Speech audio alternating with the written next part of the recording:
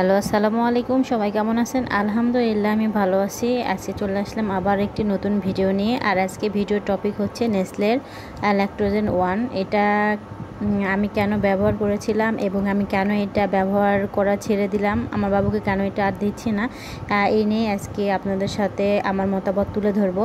তাহলে চলুন শুরু করা যাক। ল্যাকটোজেন 1-এ এটাতে দুধের পরিমাণ থাকে 1.8 কেজি। আর এটা সম্পূর্ণ হালাল প্রক্রিয়াতে তৈরি, আর এটা ফিলিপাইন্সের তৈরি হয়েছে। আর এটা 0 থেকে 12 মান্থ পর্যন্ত বাবুদের দেওয়া যায়, মানে একটা কোটোয় 12 মাস পর্যন্ত দেওয়া যাবে বাবুদের। আর এটাতে বানানোর সকল পদ্ধতি ইংলিশে লেখা আছে। যারা ইংলিশ পড়তে পারে না তাদের বাংলাতে মানে সার্চ দিয়ে এটা দেখতে হবে। আর আমি এই দুধটি কিনেছিলাম মনোমার্ট ফেসবুক পেজ থেকে। তারা সরাসরি বিদেশ থেকে এই দুধগুলো নিয়ে আসে। কাছ থেকে এটার দাম নিয়েছিল 4500 টাকা। এটা আমার বাবুকে ওর বয়স যখন 2 মাস তখন থেকে শুরু করেছিলাম, কারণ প্রথম মাসে আমি বুঝতে পারি না যে আমার বাবু বুকের দুধটা কম পাচ্ছে।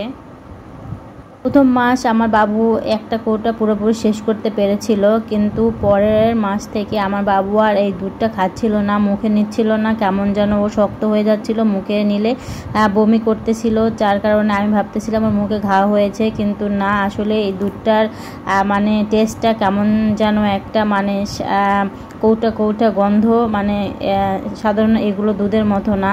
তো এই কারণে আমার বাবু প্রথম মাসে খেয়েছিল, কিন্তু দ্বিতীয় মাস থেকে আর খাচ্ছিল না। অনেক কষ্ট করে আমি 3টা পর্যন্ত ওকে খাইয়েছিলাম। তারপরে আমরা যখন টেস্ট করলাম তখন দেখলাম আসলে এটা খাওয়ার মানে যোগ্য না, বা বাবুরা খেতে পারবে না এমন একটা টেস্ট। তো তারপরে আমি এটা বাদ দেওয়ায় আর প্রাইমা শুরু করি ডক্টরকে দেখিয়ে।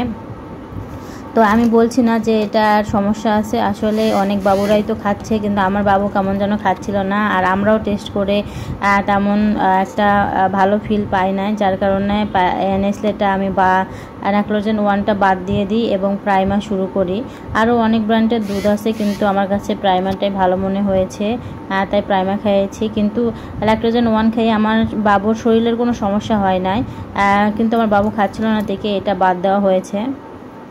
আমি আমার বাবুকে ল্যাকটোজেন 1-এর দেশিটা কখনোই খাওয়াই নাই, তাই বলতে পারবো না দেশিটা ও খেত কি না, কিন্তু আমি বিদেশিটা খাইয়েছি, এই কারণে এটা খাচ্ছিল না দেখে আর আমি ল্যাকটোজেন ওকে দিই নাই। তারপরে প্রাইমার শুরু করে দেই। তো এটাই ছিল মূল কারণ, আমার বাবু খাচ্ছিল না দুধের একটু অন্যরকম টেস্টের কারণে।